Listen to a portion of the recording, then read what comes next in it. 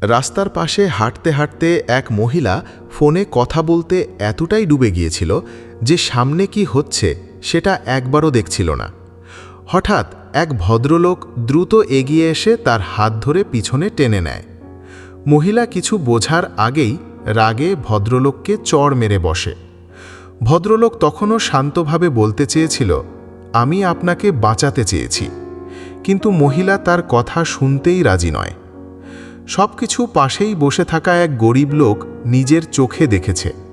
সে ধীরে ধীরে উঠে এসে মহিলাকে বলে, আপনি যদি জানতেন ঠিক আপনার সাথে কি হতে যাচ্ছিল, এই মানুষটা না থাকলে আজ আপনি হয়তো বেঁচে থাকতেন না।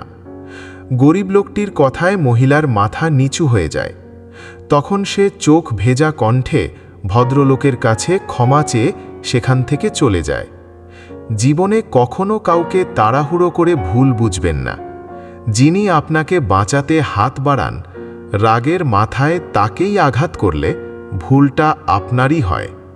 শেয়ার করে অন্যদেরও জানিয়ে দিন, বিচার করার আগে সত্যিটা জানা কতটা জরুরি।